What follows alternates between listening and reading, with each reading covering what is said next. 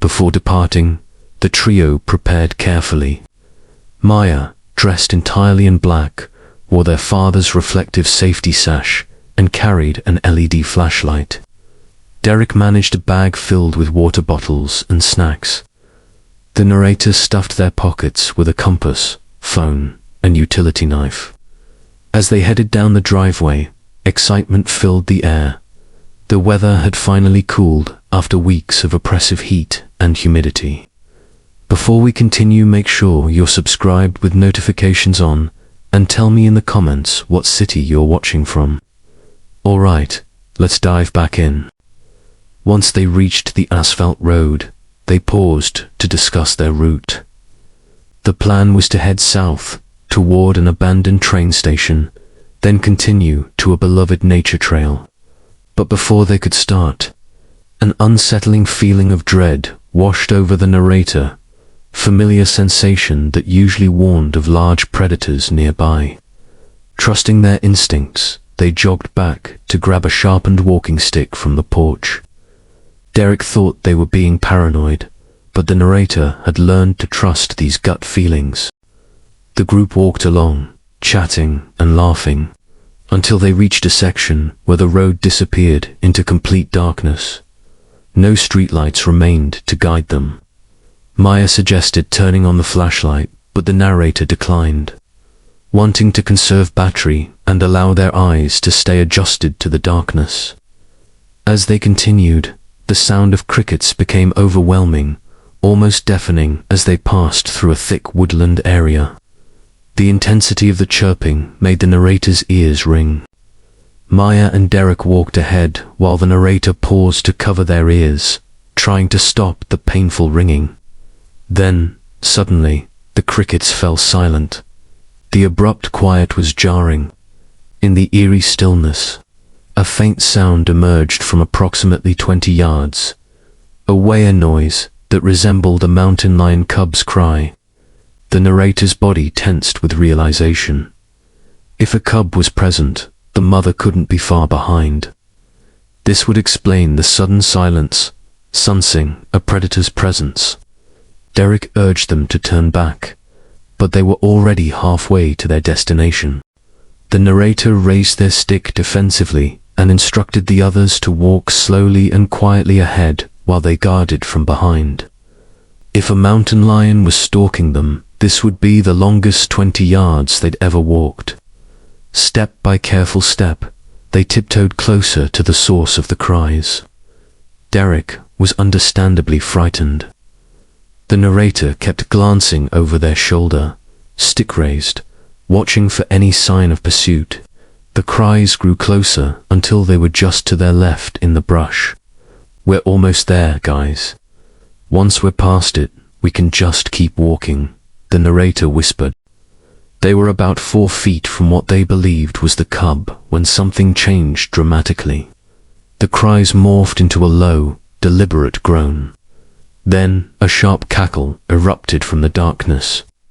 The sound was unnatural and garbled, distorted combination of human laughter and coyote howling, mixed with strange whooping noises. There was no time to investigate what this creature might be. The narrator shoved the others forward, urgency thickening their voice as they commanded everyone to run. The 3 broke into a panicked sprint down the long, dark road, the cackling still following behind them. The volume never decreased. The creature was keeping pace with them. They could hear something large snapping twigs as it moved through the brush parallel to the road. Derek froze multiple times when the thing screeched, and despite Maya's distress, they had to push her to keep moving. The narrator shouted at them to keep running and not stop until they reached the farmhouse visible in the clearing ahead. Its powerful porch lights were already in view, offering a beacon of safety. As they approached the break in the trees, the narrator made what they later recognized as a classic horror movie mistake. They glanced back over their shoulder. At first, all they saw were a pair of luminescent yellow eyes staring directly at them. Then, a large shadow with elongated limbs emerged from the tree line. Maya saw it too, that horrifying silhouette stepping from the woods. That was all the motivation they needed. The narrator snapped their head back around and bolted forward with renewed urgency. Adrenaline pushed them beyond their normal stamina. All three pounded into the circle of light provided by the farmhouse before finally slowing to a stop. Once they reached the clearing, the creature had gone completely silent. They collapsed, exhausted, lungs burning as they struggled to steady their breathing. Derek was pale as a sheet. "What the hell was that thing?" Derek asked, voice shaking. The narrator didn't know how to respond, their mind still reeling from the encounter. "It was probably a skinwalker," Maya suggested after a few moments. The narrator glanced back in the direction they'd come from, then reluctantly stood up. Going back the same way was too dangerous, but it was the only route home. They pulled out their cell phone and called their father to pick them up in the truck. When he answered, he simply laughed and asked if they'd walked too far again. The narrator lied, saying they'd decided to try running and had tired themselves out. He agreed to come get them. The three didn't dare leave the protection of the porch. Light it was their only sense of safety from whatever lurked in the trees. Soon, the headlights of a truck pierced the darkness.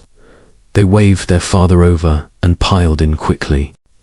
All three looked like they'd seen a ghost, which piqued their father's interest. But none of them could bring themselves to discuss what had happened. The next day, the narrator discussed the encounter with a cousin online. The cousin found it strange because such creatures are usually spotted in the Southwest, not upstate New York. "You were probably stalked by a skinwalker," the cousin explained, then described how to perform a cleansing ritual since the narrator had looked into the creature's eyes. That night, the narrator followed the cleansing steps and sat up for a while in bed, processing everything.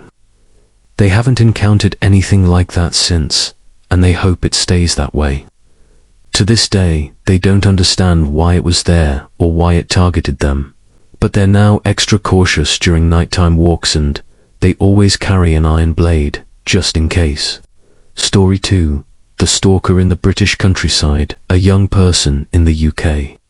Someone who believes in spirituality and can sense ghosts and other beings, had an experience that shook them to their core. Though they'd encountered paranormal phenomena before, they typically only sensed or saw ghosts, and they tried not to dwell on such things, believing that the more you engage with these entities, the more you see them. A few days before sharing this story, they'd gotten into a heated fight with their significant other. Feeling extremely anxious and angry, they decided to go for a bike ride around their area to clear their head. They never imagined they would see what they saw. At one point, they got off their bike, out of breath and crying. As they walked, the bushes beside them suddenly started rattling. They sensed a quick movement toward them. Panicked, they hopped back on their bike and pedaled away faster than ever before. This couldn't have been a person. The bush was thick with spikes and thorns. Anyone moving through it would have cried out in pain. Whatever it was seemed taller than them, which was uncommon in their area since they stood 5 feet 8. They called a friend who reassured them everything was fine. Eventually, calming down, they prepared to head home after their friend had to return to work.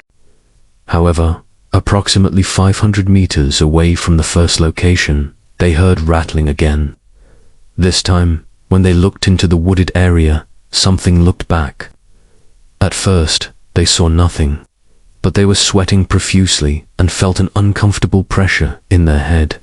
When they took a second glance by the very first tree branch, it was there an extremely tall figure, at least twice their own height, leaning against the tree. They made eye contact with this creature. It had no distinguishing features they could discern, and they heard a strange buzzing sound unlike anything they'd heard before. Once again, they jumped on their bike and began pedaling with all their strength. They made it home in just a few minutes when the journey usually took 15 minutes or more from that location. Extremely confused, scared, and distraught, they couldn't understand what had happened.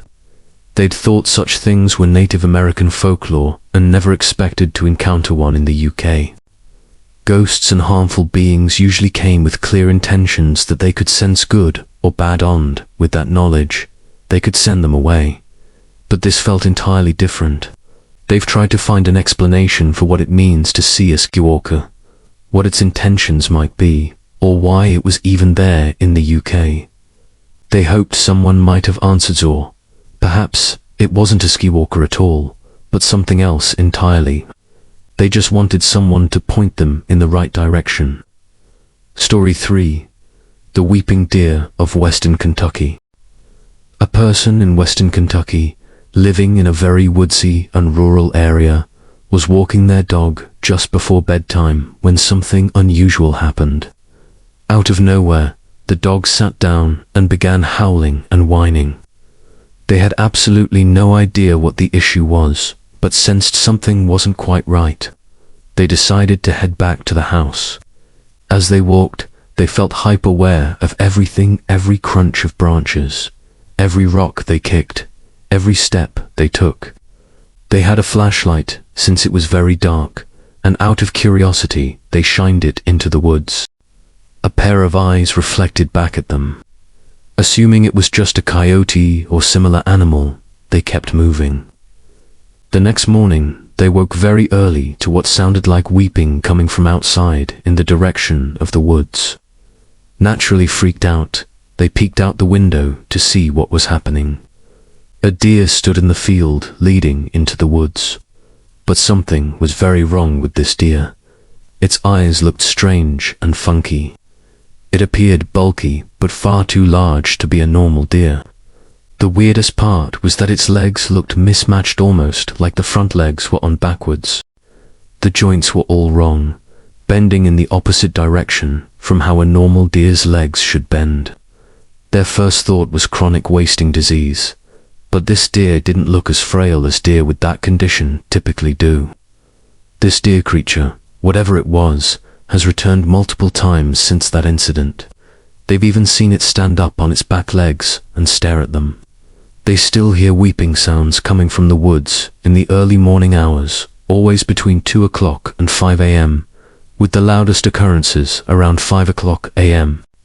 They're asking for advice. What are they seeing?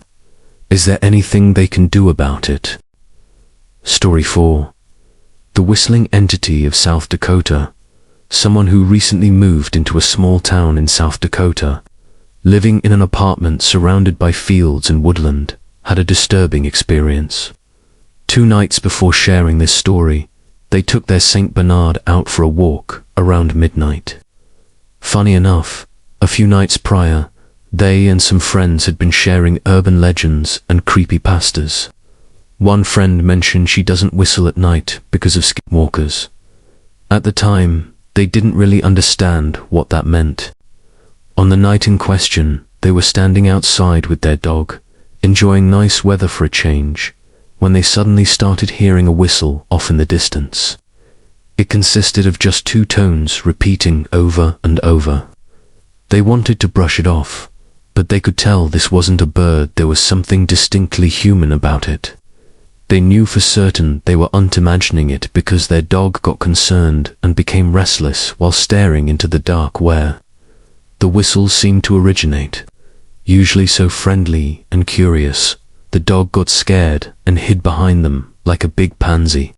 They headed inside quickly, but the whistle continued behind them. For some reason, they felt incredibly compelled to whistle back. They knew it was a bad idea and managed to stay quiet. Once inside, they locked the door and all the windows. When they told their girlfriend what they'd heard, she dismissed it and said they just needed sleep. But they haven't been able to sleep since. The previous night, they swore they heard tapping on their window, and they live on the 5th floor. Though it might sound like they're trying to write a creepy story, they swear this all happened. They don't know anything about this topic and are asking for advice. What should they do? Should they be worried? Story 5. The Shadow on the Mountain Road. 2 friends from Phoenix, Arizona, one of whom goes by the nickname Panda, used to take daily night drives outside the city, often heading up north. Northern Arizona, with its tall pines and lush grass, is very different from Phoenix. Panda and the narrator loved paranormal and cryptid tales, so they would often recount their own experiences or gossip during their drives. This time, their destination was a place they'd only driven past and heard legends about. Bloody Basin, an area said to be extremely haunted. However, they would never find out if the legends were true. Their trip started late at night, so the roads were very dark and creepy, with only their car lights and the moon above for illumination. They took the road they'd traveled many times before, but this time they had a GPS set. After passing a certain point, their GPS mysteriously rerouted them, though they didn't notice at first because they were caught up in conversation. As they drove, the road became narrowed down to 2 lanes, with one side being a mountain face and the other being an abrupt drop down a cliff. This made them more vigilant. Panda frantically tried to see where they were on her phone, but the screen had frozen and wouldn't let her zoom out to see the nearest town. Though they wanted to turn around, there simply wasn't space to do so. The road had become so narrow it was nearly impossible, so they kept driving. Eventually, they passed a sign for Payson. This was wrong, much too far. Somehow they'd missed the large green sign for the Bloody Basin exit. Deciding to stop for food since it was almost 2:30 a.m., they pulled into the city limits and found a Denny's just off the main road. By now, Panda's phone had recovered and still had Bloody Basin locked in as the destination. Though they knew this wasn't their original destination, they were curious. It was a little further than their normal haunt, but they continued without leaving the car. The road had a lot of sharp, sudden turns. As soon as the clock hit 3 a.m., they pulled into Pine, Arizona. The narrator felt their blood run cold as they looked over the dreary one-light town. They didn't want to be there a second longer. They turned down a neighborhood and found the Bloody Basin the GPS was leading them to just a gravel road with houses. A regular neighborhood with no streetlights on a one-car road. They had to use someone's driveway to turn around. As they pulled up to the exit of the neighborhood, they slammed on the brakes. A black trash can sat in the middle of the road, the same road they'd used coming in maybe 2 minutes prior. There was no wind. It just sat there upright, completely still. They hesitated, trying to figure out if they'd somehow missed it. But wouldn't they have hit it driving in? It made no sense. Within the 30 seconds it took them to decide what to do, the car felt like it was being pushed from the side. The narrator looked over but didn't scream. They just hit the gas and used someone's driveway to go around the trash can. They left that town without looking back. Panda was trying to get her GPS to work, but now her phone wouldn't even close the app. It was stuck on "You've reached your destination" and wouldn't exit. They drove back toward Payson with the lights on high, wanting to see everything around them. The radio was off and they were both dead silent as the narrator sped back to Denny's. The narrator took a moment to breathe when suddenly they heard Panda say, "Turn left." "What do you mean?" they asked, confused. From their peripheral vision, they saw Panda look up from her phone, beef jerky sticking out of her mouth. "What?" Panda asked, equally confused. Turning left meant driving into the side of a mountain. They could see Panda looking out both windows. "Yeah, why would you turn left or right for that matter?" Her voice shook as she spoke. The narrator insisted they'd heard Panda tell them to turn left, but Panda denied it thoroughly. As they argued back and forth, the narrator leaned forward, trying to see further ahead. They couldn't, their lights weren't reaching very far. They flicked them a few times to check what was wrong and slowed down, asking, "Hey, wasn't there a sharp turn coming up?" Just then, a large black mass moved from in front of the road, revealing the edge they'd been worried about. They did everything in their power to keep the car from going over, They were less than 10 feet from the turn. The car stopped with only one wheel off the road. Thankfully, they were able to get back on track without getting out. Whatever had blocked the road didn't go far. They heard it growling from the edge of the woods just beyond where they were. They kicked the car into gear and sped toward safety, both of them screaming about what they'd seen and how close it had been. They made it to Denny's and ran inside. Thankfully, only a few other patrons were there, but they'd overheard the encounter and shared their own experiences. They gave the friends a name based on the fact that it had taken Panda's voice and that they were on native land. This was probably a Skinwalker. This was the narrator's first time encountering one, but they don't think it was their last. Story 6. The Standing Coyote of Washington. Someone living on the west coast of Washington often took a scenic drive following the Spokane River. Having taken this drive many times before and loving the scenery, they decided it would be okay to do it alone. One day though, they usually brought a friend, since there is any cell service for miles once you re-out there. They went further than usual, driving about 50 miles out, taking pictures with a camera they'd bought a year ago but never really used. Though the photos didn't turn out very good, it was still enjoyable to go further than they'd been before. The drive followed the river but also passed through some thick woods. They explained that in their area, there are painted rocks, old Indian paintings preserved on their original rocks with gates to keep people from damaging them. Until that day, they thought there was only one such site, but on this drive, they discovered another. Though the gate was too short and anyone could easily jump it if they wanted to. As they were driving back and it started getting dark, they were a good 30 miles away from town when they saw what they initially thought was a coyote. Having grown up in a hunting family and seen more coyotes than they could count, they were excited they hadn't seen one in quite some time. It was just off the side of the road behind the barricade that keeps cars from going over the edge. But as they got closer to it, something changed. This thing stood up on its hind legs. This clearly wasn't a coyote. They knew what coyotes looked like, and they certainly aren't taller than a person on their hind legs. By the time they passed it, it had ducked behind the wall. They went into full panic mode. They were still a good distance from town, alone with no service anywhere. They ended up almost flipping their car going around some sharp turns because they were going close to 80 miles per hour in a 35 miles per hour zone. They honestly just wanted to get back to town, but every now and then, out of the corner of their eye, they'd see this thing in the trees, somehow keeping up with them. They acknowledged that it was dark and they were terrified, so those later sightings could have been their mind playing tricks. But that first time by the road, they know what they saw. That wasn't their imagination. They don't know much about legends from the Spokane tribes, or if there are skinwalkers in their area, but they honestly don't know how else to describe it. What really freaked them out was the eyes. Coming from a hunting family, their father had always told them to look out at the trees. While driving at night, if they saw glowing things, it meant there was an animal. They'd spotted plenty of deer and raccoons that way as a child. But whatever this thing was, its eyes didn't glow.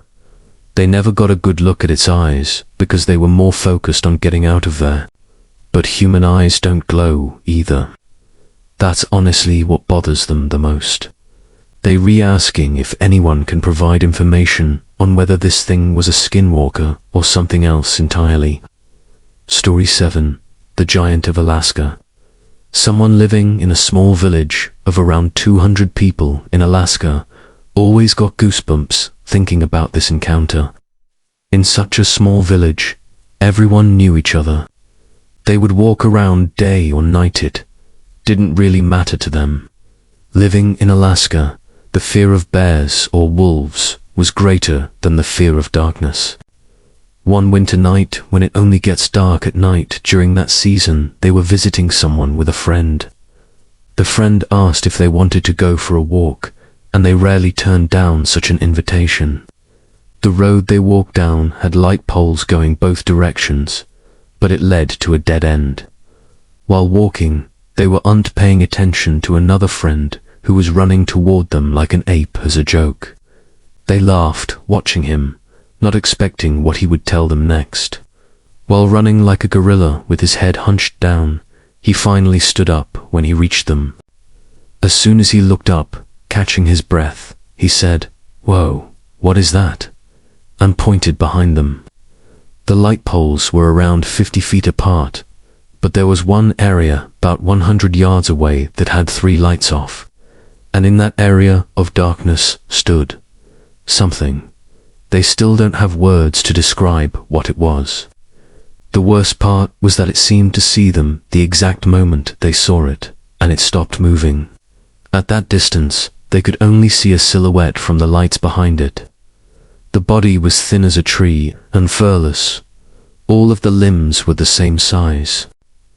The head was over halfway to the streetlight, despite being slightly hunched over. They estimated the thing was 11 to 14 feet tall. They all stared at this monstrosity for about 7 seconds. Then the narrator jokingly said, "Slender Man," checking if everyone saw the same thing. As they looked back, they could only see an arm going to the side of the road. They looked at each other, agreed to stay up all night, and went to a community building where they stayed until morning. To this day, they wonder how such a thing can exist in Alaska during winter at -50 degrees without fur. They've always felt differently about walking at night alone after that. They stopped taking lightless shortcuts. They just do want to see that thing for the rest of their life. The elders in their village talk about shamans from long ago. They've always thought maybe that had something to do with this monster. You're not supposed to tell people about who was a shaman, so there really isn't any documented history. They still think maybe this was something created, though they can't imagine what purpose such a creature would serve. Story 8. The Flying Creature of North Georgia. A 35-year-old outdoor enthusiast raised on a 200-acre farm in Virginia shares their experience. They've always been sensitive to their surroundings, and while not 100% believing in the paranormal aspect of cryptids, they do believe in spirits. The farmhouse where they grew up was built in 1775 and was always active, beautiful during the day and creepy, almost unwelcoming at night. They've never been comfortable going outside at night, whether on their current 13 acres in Georgia or their family farm in Virginia when visiting. Despite this discomfort, they've always been an outdoor explorer just only during daylight.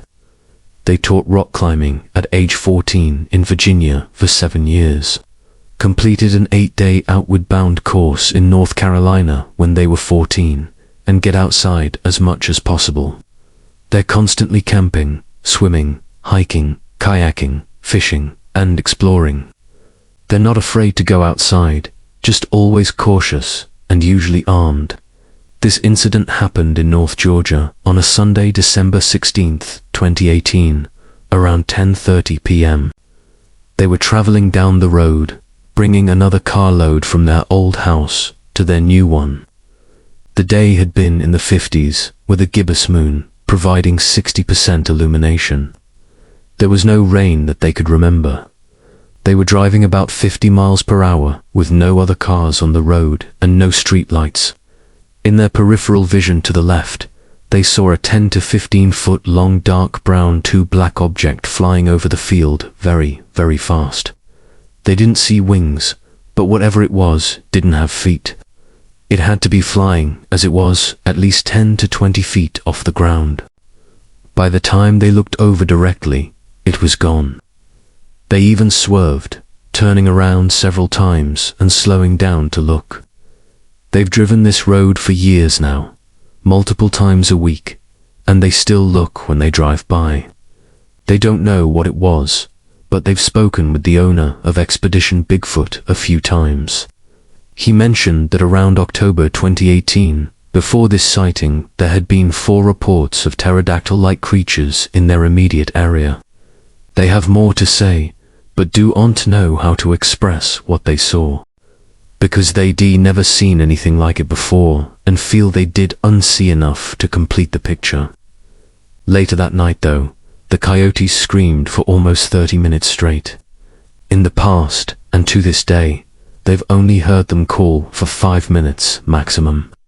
Since moving to their property, 13 acres with a creek where they decamped many times before finishing their home build in December 2018 to 80% of the time they outside, whether night or day, they feel like they're being watched at close distance.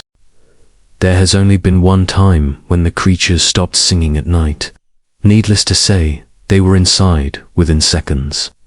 They not afraid of what's out there. They afraid of not being able to see what they feel is almost stalking them. They don't know what they saw and know it wasn't dirt, leaf debris, or anything like that. They've tested this theory many times, driving by in different weather conditions, rain, moonshine, and sun. They look every time and have never seen anything that comes close to recreating what they witnessed. They describe themselves as a hopeful skeptic, someone who wants to see something someday but also doesn't want to see something at the same time. They're asking if anyone has thoughts or insight into what this flying creature might have been. Story 9.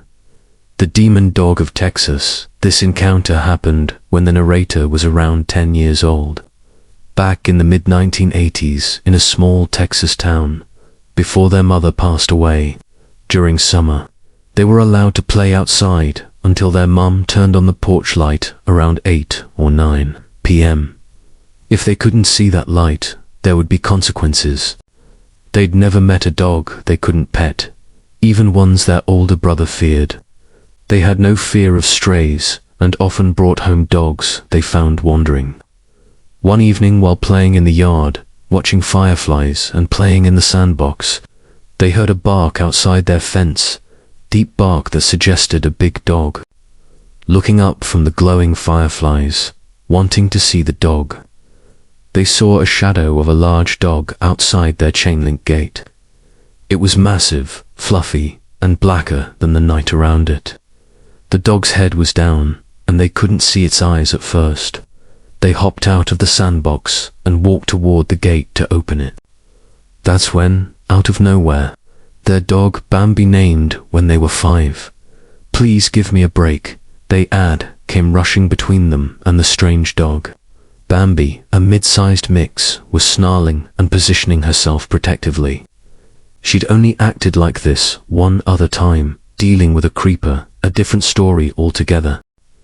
As soon as Bambi appeared, the strange dog raised its massive head, producing a low guttural growl that they could feel as much as hear. They could now see 2 glowing red embers staring at them. Fear paralyzed them, they couldn't move. Bambi continued snarling and let out a loud bark. The narrator's mother, in an unusual move, as this wasn't typical of her, came rushing out the front door right behind them. She saw the black thing in front of her child, saw Bambi between them, and yelled, "This is a house blessed by God, and you are not welcome here." Then, with speed the narrator had never seen before, their mum grabbed the back of their dress, and Bambi's collar yanked them both and threw them through the front door. But the thing managed to lunge at Bambi as their mum pulled her away, biting her leg and creating a gash. Blood trailed into the house. Their mum immediately went to work stopping the bleeding and cleaning the wound, the whole time praying the Lord's Prayer and Hail Mary. After the bleeding stopped, she placed salt lines at the windows and doors that faced outside. The narrator didn't sleep that night. Instead, they sat with Bambi in their bed and waited until morning. They took her to a vet as soon as one opened. The wound needed stitches, and Bambi was sick for a week. When it healed, it left a scar where fur never grew back, but she recovered. From that day on, Bambi never left the narrator's side unless they were at school. They believe she saved their life. Their mum gave them an old small silver cross that they still wear to this day. They've seen many more strange things over the years, but that demon dog, or hellhound, whatever it was, definitely scared them the most. Though they still work with stray dogs and don't fear any normal dog, that encounter with something supernatural remains etched in their memory. Story 10. The Hand in the Cave. Back in 2012, the narrator was at an Aboriginal camp in Wombe, New South Wales. They'd been attending for 5 years prior to this experience, and this was their final year there. They'd heard stories of creatures called the Hairy Man, also known as Yowies. From what they remember, they were told these creatures were short, had 6 fingers, and were completely covered in hair. However, one detail they had unremembered hearing was that these beings were said to take children through solid objects, never to be seen again. They learned this from their cousin when retelling the story later. Behind the camp, up a short trail, there was a cave where they could see where one or possibly more had placed its handprint in some sort of paint on the wall. You could clearly tell by the structure of the handprint that it hadn't been altered. It was a perfect hand with 1 extra finger. Throughout their prior 5 years at camp, during the first night, they would be told the story of the Hairy Man. Then the bravest kids would be taken up to the cave to spend a few minutes there, either alone or with a friend. The narrator had gone up during previous visits, but never alone. On their last year, in 2012, they decided they wanted to get over their fear. They were sitting in the cave near the back wall with only a slight gap between them and the entrance, accompanied by a friend and a new kid. When the others were about to leave, the narrator told them they were staying to confront their fear. No more than 20 seconds after the others left, they felt something, a hand resting on their back. There was warmth and pressure, so they were certain it was a hand. They could clearly see the entrance and knew no one else was with them. They froze instantly, a chill running down their back. What seemed like forever passed likely no more than 20 to 40 seconds, until their ex-partner appeared in the cave, still feeling the hand on their back. The narrator started crying and demanded that a teacher and elder be brought immediately. They got out of the cave safely, but were visibly shaken. They'd always been skeptical of the stories, but that night they knew these creatures existed.